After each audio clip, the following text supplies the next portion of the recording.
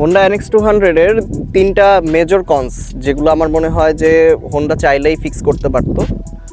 ওগুলোর মধ্যে প্রথমত হলো গিয়ে এটার প্লাস ব্রেকিং বাইটগুলা।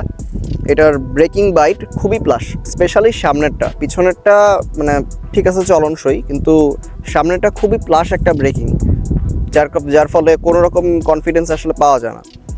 আর সেকেন্ডলি হলো গিয়ে এটার গ্রাউন্ড ক্লিয়ারেন্স। এটা গ্রাউন্ড ক্লিয়ারেন্স 167 mm, আমার মোস্ট প্রবাবলি যতটুকু জানি আমি।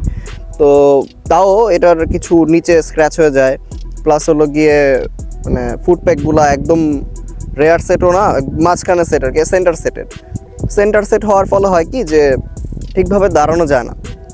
তো এটা একটা ইস্যু। আর তৃতীয়ত যে ইস্যুটা, এটা হলো সাসপেনশন।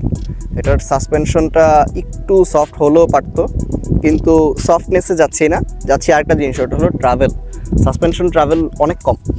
সাসপেনশন ট্রাভেলের এই জাস্ট একটু সাসপেনশন ট্রাভেল অনেক কম, যার ফলে অনেক সময় সাসপেনশনটা একদম ফুললি বটম আউট হয়ে যায়।